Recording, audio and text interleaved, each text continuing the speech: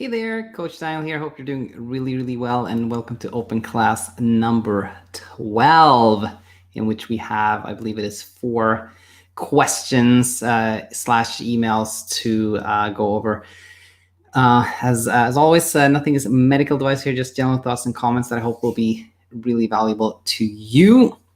And with that said, let us jump in. Actually, the first question is one about books, and I actually misunderstood. I thought it was just a general call for books, but let's read it together. This came in via Facebook. Almeras asked, besides the book Set It and Forget It, what are the books you've written? I'm really interested. I've been an insomniac for the last couple of months. So Almeras, I want to thank you so much for asking this question. And I have actually written other books about sleep, but I want to spend some time talking about other books that I have not written that I think are really good. And there's one new one that I haven't talked about before. So let's go over it. First, there's Set It and Forget It that Almeras talks about, which I came out with a few months ago.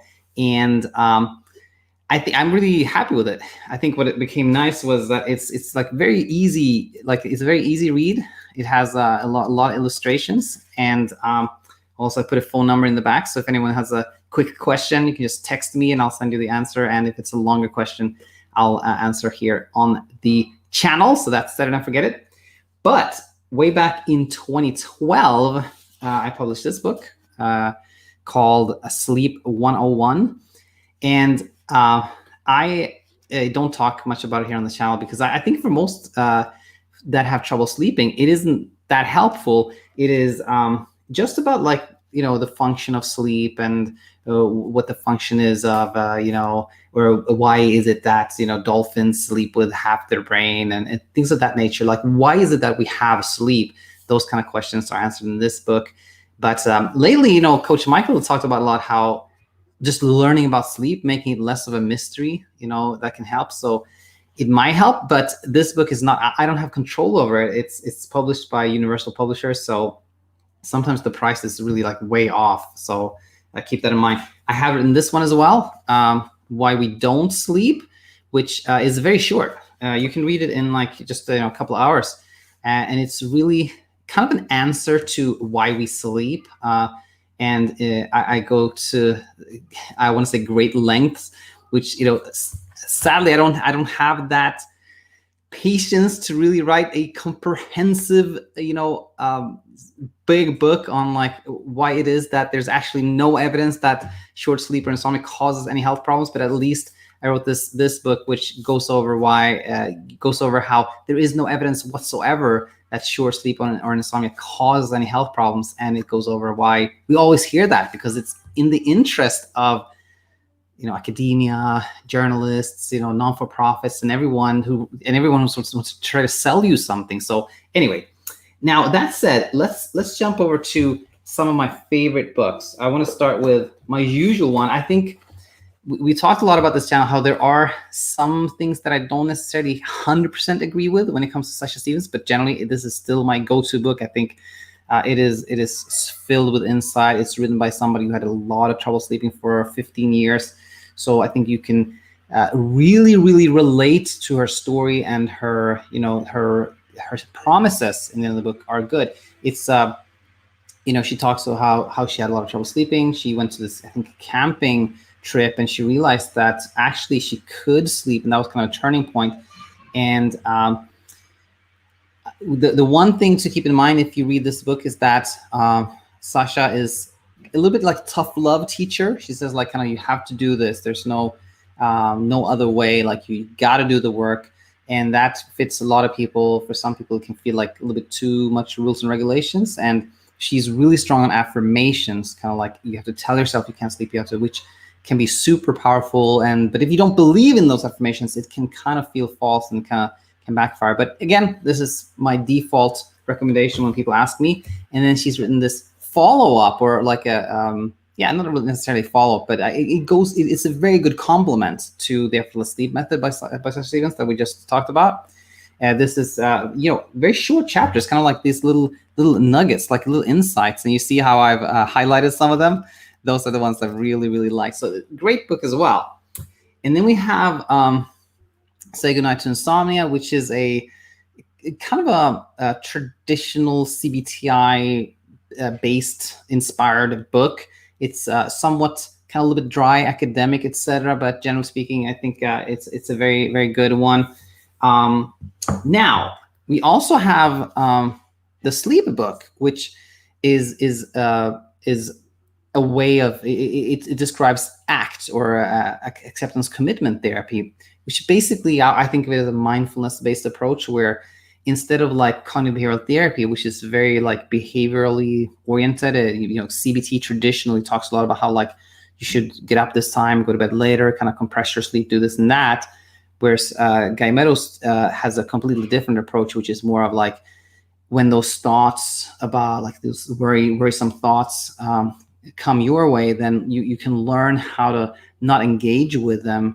And I think it's a very good book. And my approach, which I'm working on, but I call it NATO, non-attachment to the outcome, is very much like a combination of like CBTI and ACT and a lot of like insights here from the channel. But anyway, very good book. And I want to add one last one that I haven't talked about before, which is The Power of Now by Eckhart Tolle, which I haven't actually completed it. I still have ways to go there, but I think his philosophy is very, very sound. It's kind of similar to ACT, but I think for anyone who has a lot of like, hi, Christopher. Christopher is just saying hi here. For anyone who has a lot of like, racing thoughts, maybe depression, anxiety, panic attacks, things of that nature, I think Eckhart Tolle's teaching can be super helpful. His style is very like spiritual. When I first opened it, I just kind of took a look inside the book. It was kind of like, ooh, this is kind of like very much like woo-woo here. But when you actually digest the content of the book, I think it is very, very good teaching. Very good teaching. So I like that one a lot. So I hope that's helped. It was Almeras. Hope that helped. And any other questions, please let me know. Hope you find a lot of value here on the channel.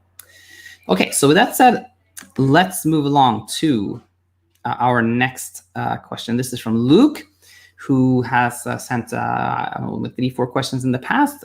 We haven't heard from Luke in a while, which is actually because he's been doing really well. And he shared that briefly in an email a couple of weeks ago, and he's writing the following. I'm still doing absolutely great on the sleep end, which is fantastic to hear. Well done. 7.5 hours a night with minor variations. ACT and meditation have been great for me, which we just talked a little bit about ACT and meditation, mindfulness, etc., which is this approach where you learn how to not be so attached to sleep. You become more open to like, it's acceptable for me to be awake at night. When kind of worrisome thoughts come, you don't engage with them, etc. Can be really helpful. Now, however, I do want your advice on one aspect. Once a week or so, my girlfriend visits because we are working in different cities at the moment. And I love her company, but I'm still struggling sharing the bed. I find things like heat levels, feeling a little stiffer in bed, and also some feelings of envy when she falls asleep first. They're affecting my typically sound sleep. I obviously love her and want to be able to be successful in bed with her too. Do you have any recommendations on how to work with this? Or alternatively, I know you've spoken to people recently who have gone the mindfulness route with great success. Might they have advice for this situation? So yeah, if anyone hears this and has some thoughts they want to share with Luke, please do. Here are my thoughts. I think this is actually a very common scenario, meaning someone has that trouble sleeping. So that person starts understanding what's going on, learning about insomnia, and using NATO, which I teach here, or cognitive behavioral therapy, or ACT, and starts sleeping better.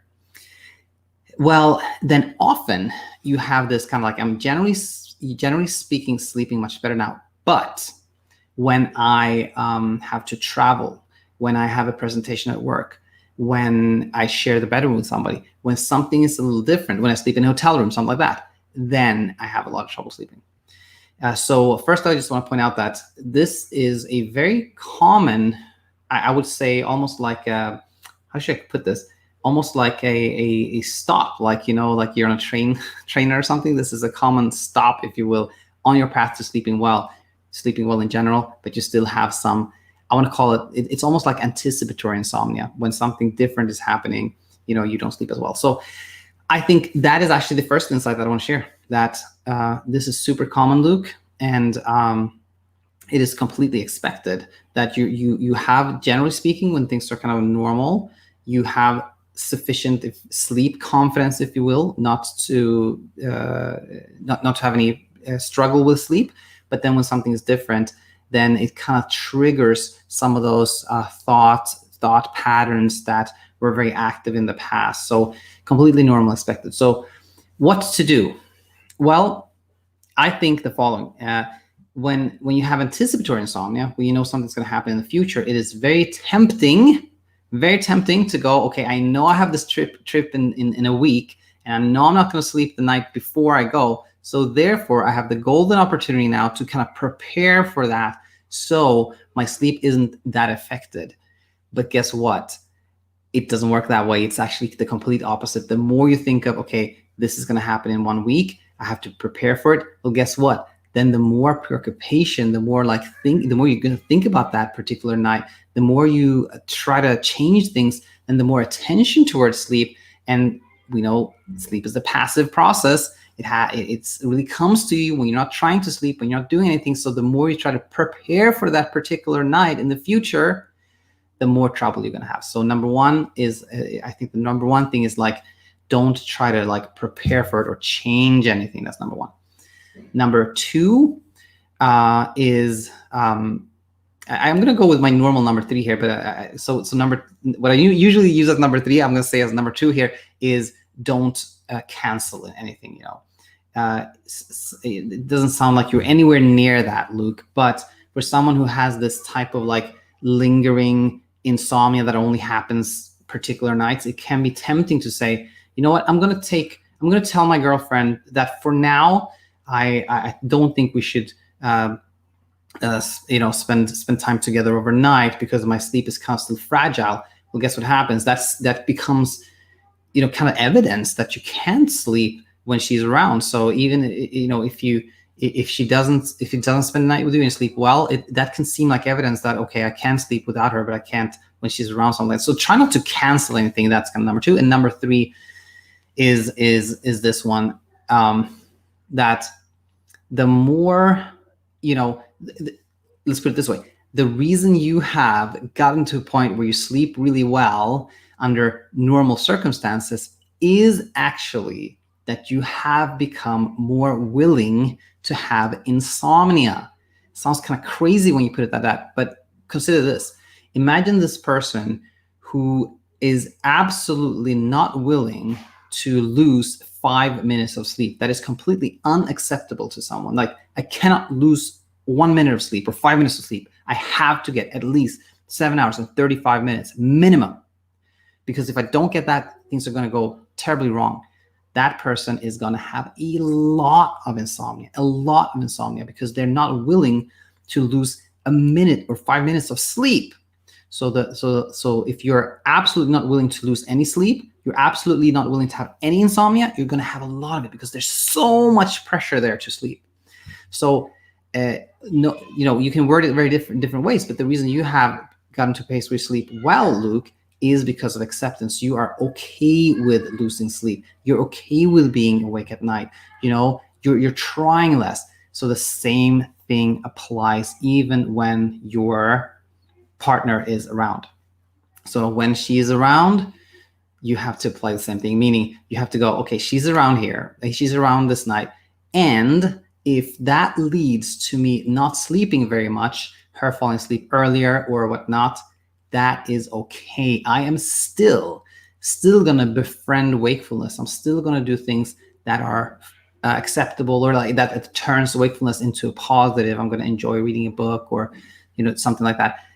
I think that is totally the key, to be like, even when she's around, it's okay if I don't sleep. And if you just keep doing that, then you will have that magical moment.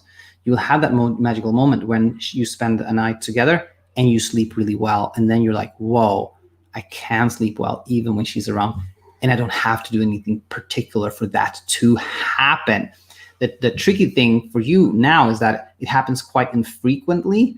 So there's kind of that build-up anticipation, and then you have trouble sleeping, and then kind of that can become a little bit of a pattern. But I think the more the more you apply everything we talk about here, and then when you start spending more time together, then you'll do really well, because then there's nothing you can avoid. Like you're going to spend every night with her, and then quite quickly, you may have an initial bump in like anxiety and like less sleep initially, but when you cannot avoid spending time with her and you do it every night and you apply everything you learned, things are going to go really, really well. Luke, let me know if you have any follow-up questions, and I'm super, super glad that you're doing well. Cool. So let's see what Christopher has to say. He's live with us here. Want to give you a quick update. Just sent you a more detailed email. Ever since I moved into college in the middle of August, I've not had any trouble falling asleep most nights. Just in case you remember, I'm the competitive weightlifter. Absolutely, I totally remember that. And this is super, super nice. Super nice to hear, Christopher. I'm super glad.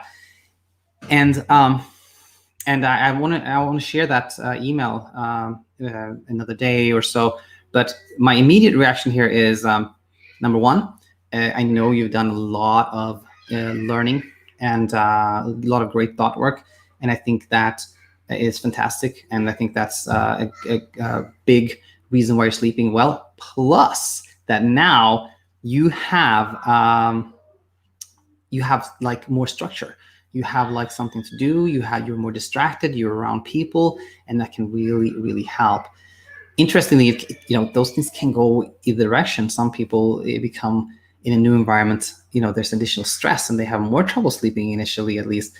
But for a lot of people, going back to work, going back to college, going back to some place where you have less opportunity to just think about sleep all the time is super, super helpful. So, that was the question again here. Why do you think this is? I think that's it. A lot of times when people, let's say, are not working, they have a lot of trouble sleeping, and then they think about why they slept so well when they were working, for example. A lot of people go to a place of thinking, I was more busy, I was more tired, I got to make myself exhausted so I can sleep well. But that's not it. That is not it. Sleep never comes from a place of exhaustion. Well, of course, if you are awake for like 38 hours and you're super tired, sleep comes a little bit easier, sure. But if anyone like kind of exhausts themselves to sleep and they do sleep, that's not going to lead to long-term good sleep, because they're always going to feel like, dang it, something's wrong with me. I got to exhaust myself to sleep well. So here's the thing. The benefit with school or work or whatever it is that keeps you preoccupied during the day is that it takes your attention in a different direction. You are preoccupied, you're busy, you're not thinking so much about sleep, and that leads to less pressure to sleep. You're not paying so much attention anymore. I think that is truly the benefit with, in this case, going back to college is. So awesome. Glad to hear this, Christopher. And no pressure on you, Christopher, here, but anyone out there who hears this and has, a success story to share, please consider becoming a podcast guest. Send me an email if you'd like, to anyone out there. Cool. Thanks so much for sharing that, Christopher. Really, really, really helpful. Hope is a commodity we cannot get enough of, ever. All right. Ricardo is back. And this is Ricardo from Portugal, who is in the UK right now. And he has a short question. Let's read this. Hi, Dan. Hope to find you and Coach Michael doing well. My question is regarding night shifts. I have this job opportunity that I quite like, although I'm asked to do 3 night shifts a month. Do you have any tips on how to adapt for this? Thank you a lot. So it sounds, Ricardo, as if you've already decided to take this job. And so I want to congratulate you on that. Very, very happy you have this great opportunity. Now, as I thought that you were still wondering if you should take this job or not. So I'm gonna share some thoughts I had today about this. and then talk about shift work. So firstly, hi Arjun. Arjun's saying hi live here. Firstly, for anyone that is thinking like, should I take this job which involves shift work or not? I truly believe that you should make that decision regardless of like the insomnia that you've had. I really believe that. For a lot of people, shift work is disruptive, or I think for pretty much anyone who does shift work, that is disruptive to your sleep. There's no question about that. It is a challenge. It is hard.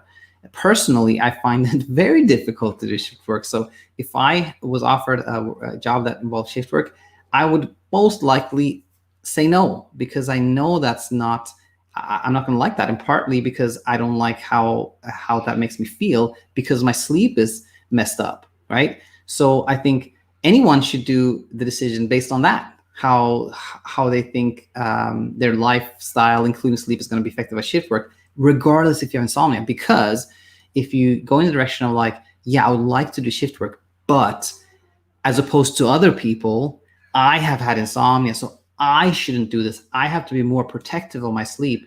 Well, guess what? Then you are ceding power to insomnia. You're kind of like letting insomnia run your life, if you will. So I think you should always make these decisions regardless of whether you've had insomnia or not. That was one thing I want to share.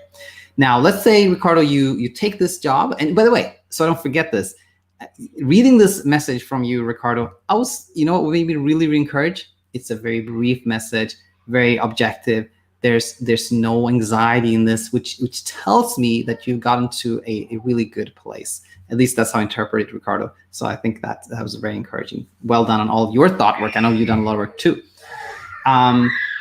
So shift work, I honestly don't have any like magical thing to add there. I think it is one of those circumstances where, the bedroom environment is much more important than when you don't do shift work. If you come home at during the day, I think it is helpful if it is dark and quiet, etc., which is not at all important, I believe, when it comes to insomnia.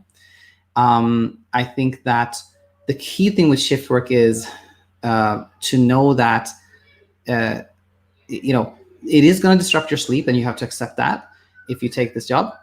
But the principle of like making wakefulness your friend always applies. So if you start doing this shift work and you're like, dang it, I'm struggling with sleep again. I've done this shift. I'm supposed to sleep now. What am I supposed to do? Then you start having shift work and insomnia. When you do shift work and your sleep becomes kind of erratic and you're like starting to worry about it, then you still have to apply that principle of, okay, it is acceptable for me to be awake right now. I think it would be nice to sleep right now, but this is obviously not the time for me to sleep. I'm not going to fight sleep. I'm just going to do something that is neutral or enjoyable, with my wakefulness. And then you will only have like the predicted sleep disturbance that may come from shift work, and you won't have the insomnia. So I think those are my key insights there. And if you want more details, then share more details, Ricardo. But I think those were my big, not big, I don't know if big is the right word, but big picture. That's what I was going for. Big picture thoughts and ideas. Ricardo, well done. And I hope this job will work out really well for you. All right. So we have some live questions here. Lerlo, I've been having anxiety and insomnia for 2 months, and I've been doing CBT and mindfulness, and currently my anxiety is getting way better. Amazing. Super glad to hear that. But now I'm getting only good sleep on alternate days. I see. And the days where I don't sleep properly, waking up every hour, it really destroys my confidence again. So I'm so disappointed. Yeah. This is Lerlo. Thanks so much for this live question. And I want to say this is super, super, super common. I think that's very, very, very important to know. And so there's kind of like 2 things I want to go over. And these are, I call them natto concepts. So for those of you who are new to the channel, natto is what I call my teaching, my philosophy, which again borrows from CBT, ACT, and other sources as well. But two concepts that I describe in my manual And by the way, this is going to become a book at some point too. I'm going to call it, I think, This is Nada or something like that. But anyway, pattern formation is the first one. So it is super common for someone who is in the early stages of the journey towards sleeping well to have patterns. These patterns, they can easily form. And so what are those? Like, common one is one night where I sleep pretty good and one night of short sleep, alternating, common pattern. But they can be more, quote unquote, complex. I go 3 nights with sleeping very little, then I sleep good for 1 night, then I don't sleep for 1 night, then I sleep well for 2, something like that. Or I sleep pretty good for 2 nights, then I don't sleep at all the third, etc., etc. So I think what is very important to know here is, firstly, that there is no mystery as for why these happen. Sleep is very, very simple, actually. And here's a NATO model called the gas and brake model. Gas is our sleep drive. That's the thing that makes us sleep. The brake in our sleep system is hyperarousal, which can come from anxiety or anger or worry or stress or excitement or puzzlement or bewilderment. Anything that kind of increases our level of emotional state can cause hyperarousal. So those are the only 2 things that really matter. The drive is the gas in our sleep system, and the brake is hyperarousal. So when you don't sleep, it's for one of 2 reasons. Either you were not sleepy, you didn't have any gas, or you were hyperaroused, you had too much brake. And when it comes to insomnia, it is almost always a brake issue. It is a hyperarousal issue.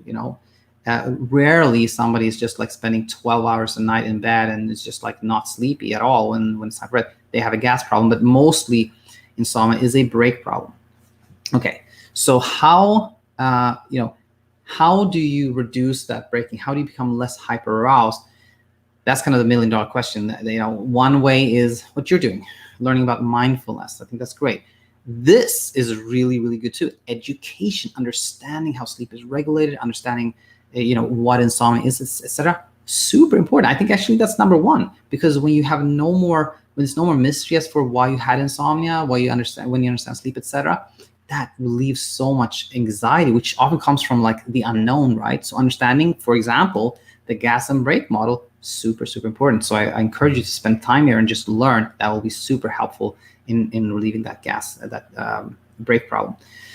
And by the way, this pattern, the 1 night of more sleep, 1 of short sleep, can very much be explained by gas and brake. I mean, you always can, but this is particularly easy to explain because you have 1 night where you sleep pretty good, right? Then you pay off your sleep debt. So the next night you're not very sleepy, and then you've slept good 1 night. So you kind of have a little bit of expectation. You're like, I hope I can sleep good 2 nights, but maybe I can't. And then you don't sleep because you have both a gas and brake problem there. Now, the second thing I want to comment on here was that there is no clue in the pattern. A lot of people look at their sleep pattern and they're like, I got to figure this one out. Why is it that I have 1 good night and then 1 short night sleep? What am I doing different this night and the other night? And the insight here is that the pattern is very much maintained by attention towards sleep, which includes looking for a pattern or taking note of a pattern. So it is really when you are like, okay, I'm not going to really try to look for a pattern. I'm not going to try to figure it out. I'm just going to learn about sleep, etc., and then sleep will come your way. So Lerlo says, yes, I have a doubt. Yes, I have doubt. No on my second. Exactly, right? Exactly. So this is super common, Lerlo. I would really consider this a part of the process of getting towards good sleep. So again, just educate yourself, consider everything we talked about here, and I think you do really, really well.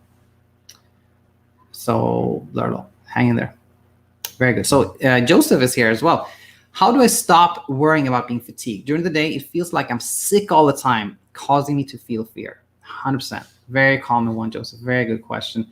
And there was actually a very good comment today that I believe was, let me actually try to read it. Let me read it right now. I think I know where it is. Oh, no, I cleared this. Oh, so I don't know. But it was from It was from Elena, and she was recently a guest here. You can find her episode by just looking for what's the Talking Insomnia, I think 31, but it's in the success stories. Anyway, she wrote a comment today where she said that a big reason that she had so much fatigue during the day was the sleep medication she took. So that is a very common reason for it. And the other one is kind of what you're saying here, being worried about being fatigued. I think another success story from Jim, which is also in, so anybody new to the channel, in the description of every new video, you'll find several playlists. One is about this one for success stories. And Jim, he describes so well in his episode how he realized that a good amount of his fatigue came from the constant thinking about sleep. And when he went to a place where he went to a place where he was able to just kind of enjoy the day despite being fatigued. And when he didn't think so much about it, when he didn't reflect upon how little he had slept, he found that I can actually do good during the day. I can have a good day even after a little sleep. So I'm just sharing this to illustrate how not all fatigue at all comes from how much you slept. Yes, for sure, some degree of the fatigue is because you slept little. True, no question about that. But other things play a role as well. Medications play a role. How you think about your sleep plays a big role as well. And when you see it this way, when you're like, okay, it's not 100% sleep, that in itself is so helpful, because then you're not as pressured to sleep. You know, if somebody says 100% of my fatigue, all the sickness I feel, all the muscle pain, all the tension, all the brain fogginess, all the memory problems, all my poor skin, all my hair, all that is directly correlated with how much I sleep. Guess what? That is going to make you so pressured to sleep that it's going to be impossible to sleep well. So I think number one is how do you stop worrying so much about being fatigued? Number one is like understanding where fatigue comes from and going to a place where like, okay, it's my fatigue does not come 100% from exactly how much I slept. That reduces the pressure to sleep and you feel less worried. Number two is what I just talked about with Lerlo, simply educating yourself, you know, learning about insomnia, learning about sleep. And when you understand something, it's always much less worrisome. Coach Michael, who's my colleague here, he often talks about the spot analogy, where studies have shown that if you have like a spot on your skin and you have no clue what it is, and you wonder and you come up with like, maybe it's the worst possible thing, like maybe I have melanoma, your stress levels are super high. And guess what? If you get confirmation that, yeah, it was actually melanoma, your stress levels decrease, because now the intangible has become more tangible. So just learning about insomnia, Joseph, is hugely helpful for not worrying about being fatigued. And there's some more, but I think those were some really big ones specific to fatigue. So I hope that will help. And just stay in touch. Let me know whenever you have questions. Let's see. Arjun said, Daniel, I slept 6 to 7 hours, but there's always some doubt or anxiety back in my mind. You know what? It's kind of a very timely question there. And I just want to say here first, Lerlo, anytime, you got it. Stay in touch. So if Joseph, you can actually, what I was thinking of saying, in addition to what I just said about the fatigue here, actually it dovetails really nicely to this question of Arjun. So there's always some doubt and anxiety in the back of my mind, right? Where does that come from? Well, here's the thing. The brain is, and by the way, I picked up this description from Eckhart Tolle. He says, the brain is a survival machine. It's a survival machine, 100%. That is so, so true. In fact, same with our bodies. Like, why do we have eyes? Why do we have a nose? Why do we have skin? Why do we have like teeth? All of it is for survival, right? You can easily see that. You can explain every part of your body as like, yeah, that's for survival. That's for survival. Same thing with our brain. Everything our brain does is for survival too. So when we were living like out in the wilderness, that was exactly what our brains and bodies was designed for. When a tiger was attacking us, survival. We gotta fight back, or escape. All of our emotions, disgust, happiness, sadness, they all have very, very practical, there's a practical reason we have them, right? Anger, defense. Fear, escape or defense, right? Anxiety, same thing. Safety from something that may come our way. Disgust, don't eat that thing. Happiness, go do something, go kill a mammoth, And so again, our brains are designed for real, physical, tangible threats. That's exactly what it's designed for. But here's the thing, the brain can get confused. It can get confused. And when it comes to insomnia, the confusion is the brain has started to look at being awake at night as the threat. It's trying to escape it. It wants to get away from it. But guess what? You cannot escape wakefulness. You cannot crush it. You cannot fight it, And the more you try, actually, nothing happens. So it feels like, oh my gosh, this is a big threat. We got to fight even more. And then you have insomnia, because the more you try to escape, the more trouble you have, and the more you try to escape, then the more trouble you have, et cetera, et cetera, et cetera. So why am I talking about this? Well, here's the thing. When you have insomnia, your brain is it's trying to keep you safe from wakefulness, and it does so by telling you things like, what if this happens? What if we have this problem? What if this happens? What if this? What if that? It's kind of like making sure that you're safe by alerting you to potential problems, right? It thinks it's kind of doing its job. And when that happens, I think there are kind of like two ways of dealing with that, dealing with those thoughts, the thoughts that produce anxiety, by the way. Emotions always produced by thoughts, remember that. One is dismissing them, being like, these anxiety thoughts come like, what if this happens? What if that happens? You just go like, I don't think so. I really don't think that's going to happen. You just go about your day and enjoy your life and whatever. That can work if they're not that strong. Dismissing them, that can work. But if those thoughts, if the anxiety is sticky, if it's like it just keeps going on, keep going, then I want to briefly repeat an analogy from a couple of days ago, which is where you see a friend heading towards something dangerous, and you're like, hey, John, stop. And your friend just keeps going. You're like, hey, John, what's going on? And you're like, he just keeps going towards that danger. And you're like, so you got to tell him that something bad is happening. And then finally he goes like, hey, there's actually no problem here. I got it. And then you see like, oh, he's right. There was no problem. Like, why am I shouting? That is what the brain's trying to warn you. And when you try to not have those thoughts, not have that anxiety, then it says, oh my gosh, you're missing out on this. This is a real problem. So in this scenario, when those thoughts, the anxiety becomes sticky, you have to go the other direction. You have to show the brain that you're listening, show the brain that you're paying attention, so it doesn't feel any need to keep nagging you and bombarding you, How do you do that? I think a great one is a daily thought download. Take a piece of paper, write down your thoughts, all those kind of worrisome thoughts, doing 5 minutes every day, like an exercise, show the brain you're listening. Number two, when the brain tells you something like, what if you stay up all night? Then you can go there in your mind. You can actually imagine being up all night.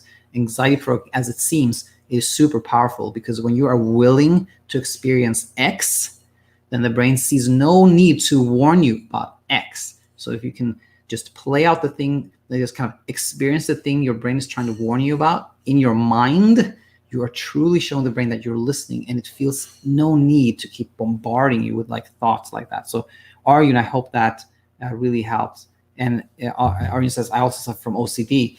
Yeah, it always, if you think about it, like depression, OCD, panic attacks, insomnia, it all kind of comes from the same place. It comes from a place of, desiring safety and trying to escape things that seem like threats. So I think really all you learn about insomnia, it applies so broadly, really.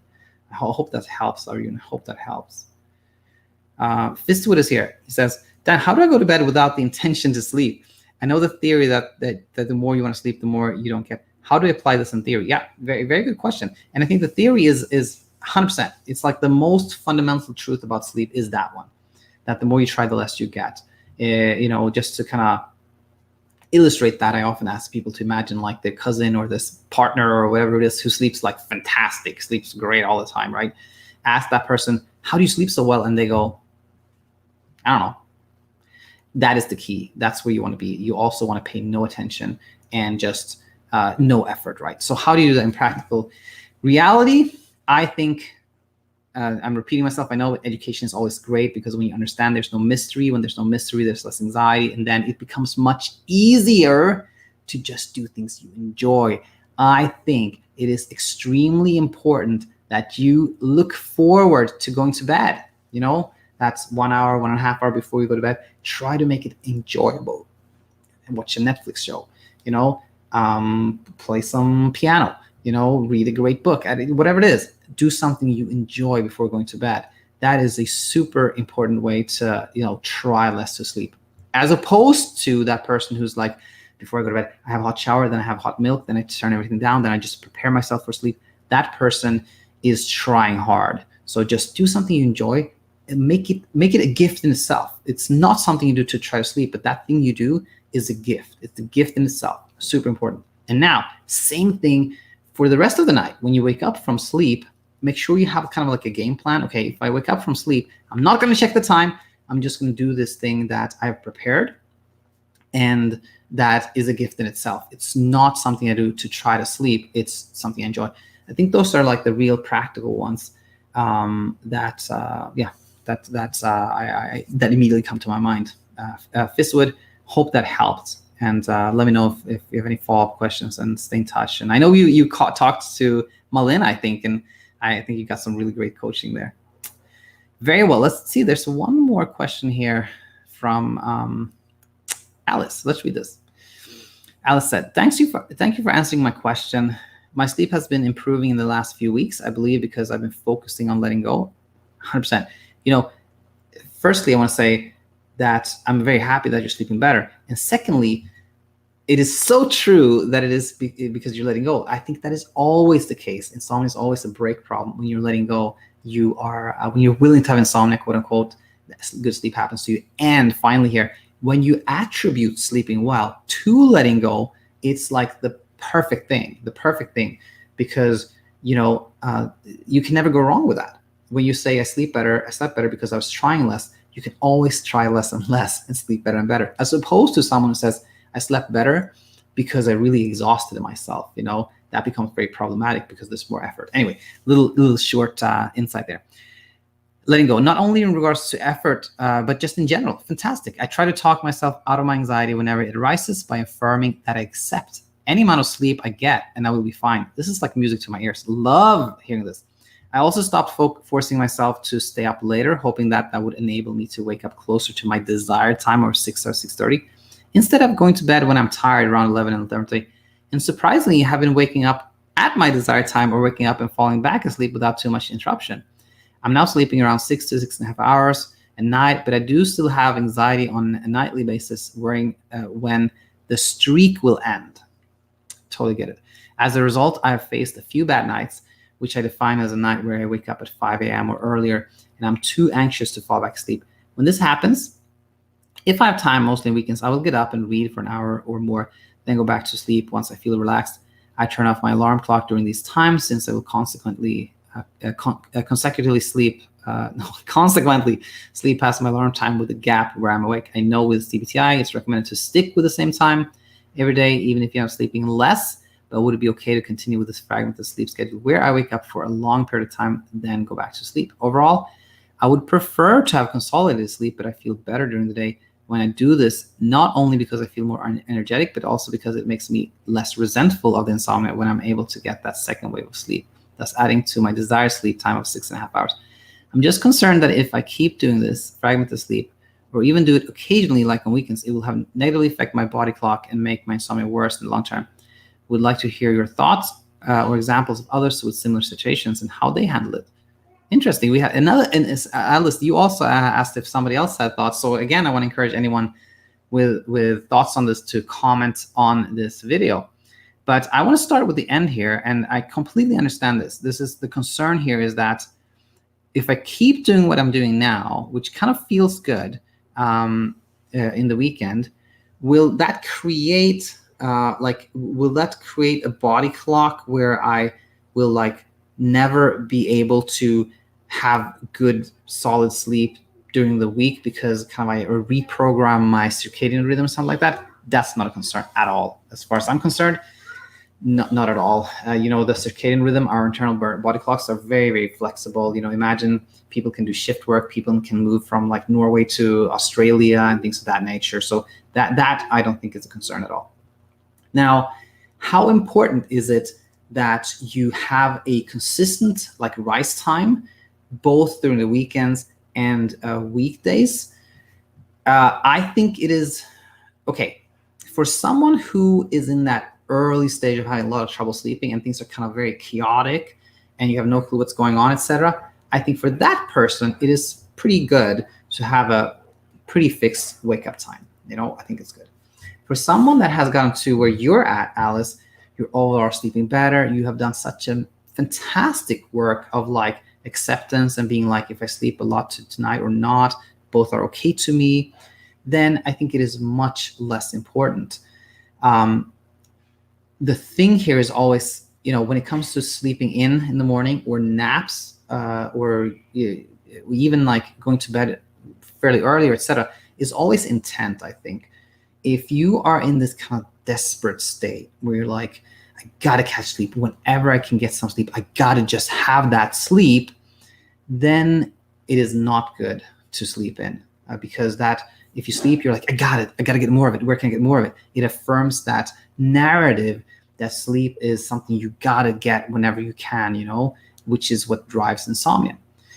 On the flip side, if you're like, I was up a lot last night and it would just feel better to sleep in and it's the weekend, you're going towards a good place. You're like, I would just like to feel better.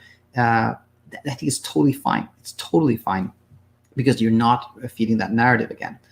And, overall, globally, what should someone in your spot be thinking about, Alice?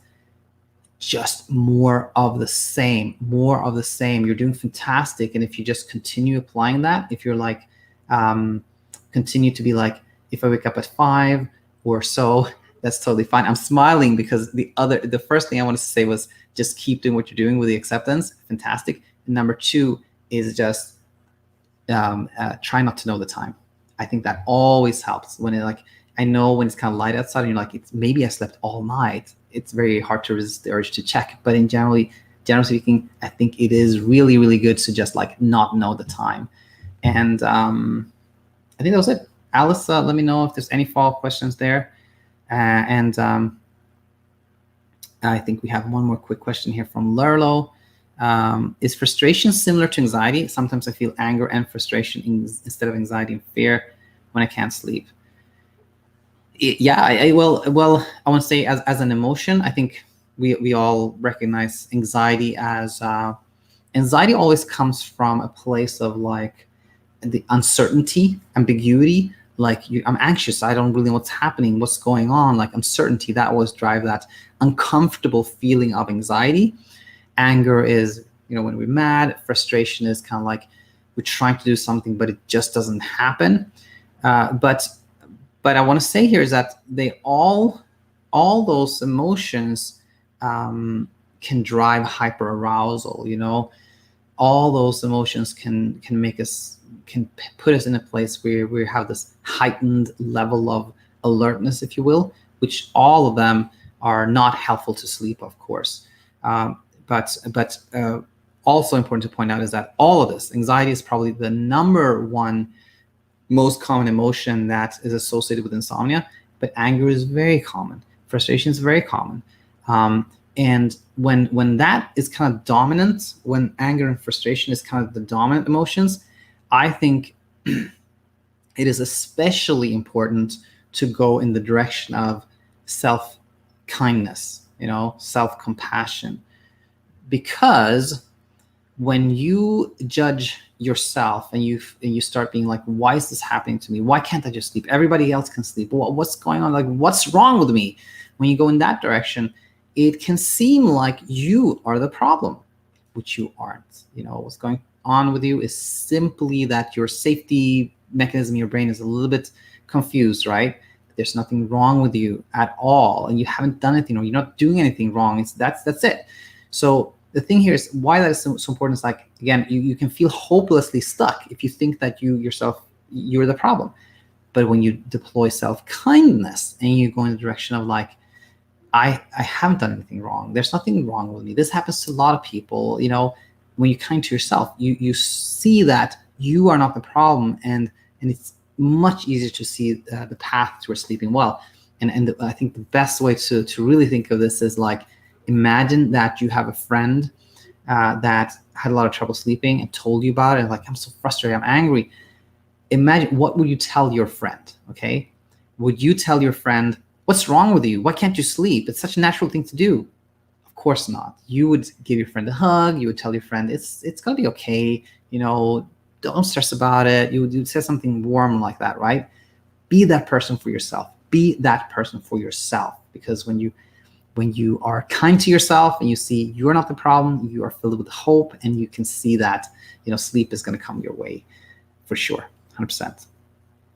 I felt those. Maybe was there anything more here for Alice?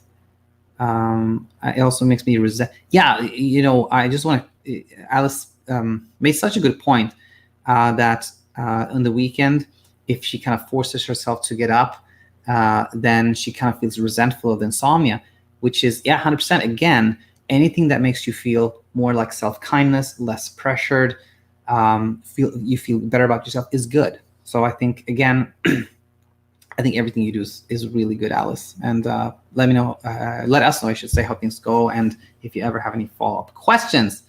So yeah, with that said, I want to thank everyone for the live questions, everyone who's emailed. If anyone has a questions at thesleepcoachschool.com, send an email there. If anyone wants some something besides, if you feel like you need more than what's in these videos here, then you're always welcome to download BedTyme on either app store.